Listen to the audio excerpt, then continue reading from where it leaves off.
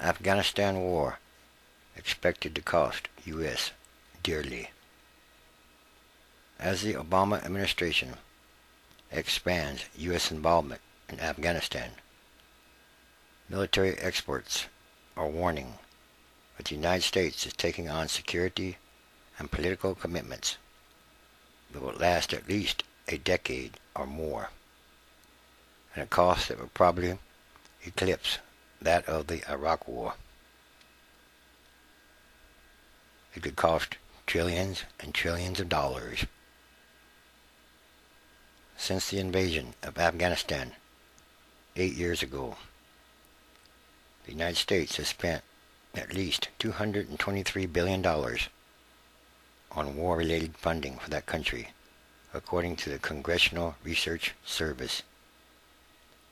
Aid expenditures, excluding the cost of combat operations, have grown exponentially from $982 million in 2003 to $9.3 billion last year, and the costs are almost certain to keep growing.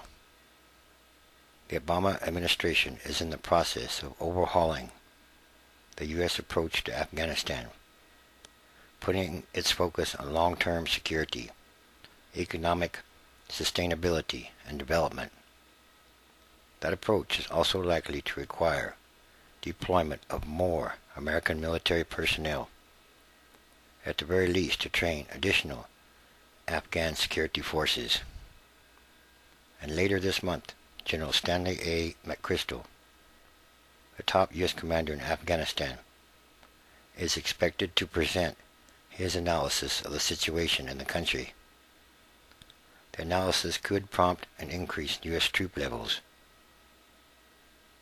many years to come. Military experts insist that the additional resources are necessary, but many, including some advising McChrystal, say they fear the American public has not been made aware of the significant commitments that come with Washington's new policies. We will need a large combat presence for many, many years to come, and we will probably need a very large financial commitment even longer than that, perhaps for decades. That is a very long time. The expansion of the Afghan security force that the general will recommend to secure the country will inevitably cost much more than any imaginable Afghan government is going to be able to afford on its own. In other words, kind of like making Afghanistan another state. Afghan forces will need at least $4 billion a year for another decade, with a like sum for development, said a former Assistant Secretary of Defense and Combat Marine, who has chronicled the Iraq and Afghan wars. The danger is that Congress is so generous in support of our own forces today, it may not support the aid needed for progress in Afghanistan tomorrow. Yes, this is a huge commitment, an unimaginable commitment, and some members of Congress are worried. The House Appropriations Committee said in its report on the fiscal 2010 Defense Appropriations Bill, its members are concerned about the prospects for an open-ended U.S. commitment to bring stability to a country that has a decades-long history of successfully rebuffing foreign military intervention and attempts to influence internal politics. Not only a decades-long history, but hundreds of years or centuries-long history of successfully rebuffing foreign troops. The task that the United States has taken on in Afghanistan is in many ways more difficult than the one it has encountered in Iraq. Iraq was a diversion, where the U.S. government has spent $684 billion or more in war-related funding. In a 2008 study that ranked the weakest states in the developing world, the Brookings Institution rated Afghanistan second only to Somalia. Afghanistan's gross domestic product in 2008 was $23 billion, with about $3 billion coming from opium production, according to the CIA's World Factbook. Oil-producing Iraq had a GDP of $113 billion. Afghanistan's central government takes in roughly $890 million in annual revenue, according to the World Factbook. Defense Secretary Robert M. Gates has pointed out that Afghanistan's national budget could not support the $2 billion or more needed today for the country's army and police force. So, in other words, the United States is going to have to stay in Afghanistan a very long time, according to this report. Longer than anyone can possibly imagine?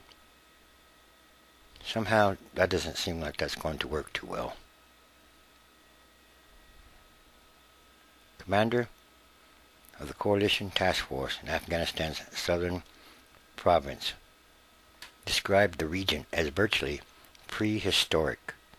It's the poorest province, one of the poorest countries in the world. And if you walk through that province, it's like walking through the Old Testament. There is enormous illiteracy in the province. More than 90% of the people cannot read or write. So it's very basic what you do there. And they have had at least 30 years of modern conflict. Unlike in Iraq, where Obama has established a timeline for U.S. involvement, the President has not said when he would like to see troops withdrawn from Afghanistan. White House officials emphasize that the burden is not that of the United States alone. The NATO-led force in the country has 61,000 troops in 42 countries. Approximately 29,000 of those troops are American. Still, military experts say the United States will not be able to shed its commitment easily. The government has issued billions and billions of dollars in contracts in recent years, underscoring the vast extent of work that U.S. officials are commissioning. We are looking at 2 decades or more of supplying billions of dollars a year to Afghanistan, said a senior fellow and military expert at the Brookings Institution, adding, "It's a reasonable guess that for at least 20 more years, we essentially will have to fund half or more of the Afghan budget. And it could cost at least $100 billion more this year just to continue fighting. We are creating a long-term military aid situation, similar to the ones we have with Israel, Egypt, and Jordan. Actually, some kind of way, it's much worse than that." And again, how will all this end up?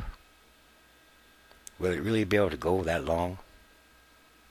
Can this country really be the policeman of the whole world? How many countries can we go into? How many countries can we support? That is the question. And once again, there's something more going on here, something much bigger. And all things that must change, they must change rapidly. And these are more signs of the end times transition days. The transition is ongoing. It's happening all around the world, day by day. Just look around. Watch the news. Watch the weather.